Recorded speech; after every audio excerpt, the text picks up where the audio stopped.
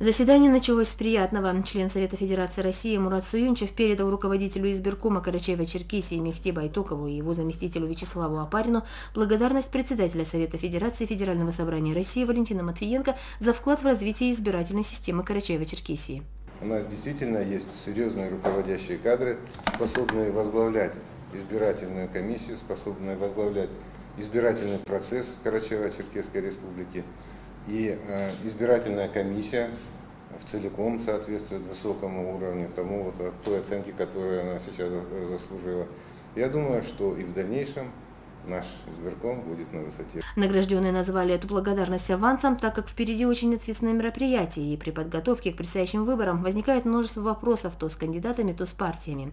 И одним из основных тем обсуждения стало решение Верховного суда Карачаева-Черкесии. Как пояснил председатель Ресизбиркома Мехти Байтоков, речь идет о том, что территориальные избирательные комиссии Малокарачаевского, Урупского, Усть-Джигутинского, Зеленчукского районов и Карачаевска отказали в регистрации списка кандидатов от политической партии «Коммунисты России» в связи с тем, что они представили документы в последний день регистрации, и то не в полном объеме. Да и избирательный счет партии был открыт не вовремя. Но на основании выводов ЦИКа России Ресизбирком все же принял решение о регистрации коммунистов России на данных территориях. В последующем политическая партия КПРФ, которая электорально на одном поле находится идеологически с политической партией коммунистов России, обжаловала решение нашей комиссии в Верховном суде КЧР. Верховный суд, рассмотрев заявление, удовлетворил в полном объеме обращение заявления Коммунистической партии КПРФ.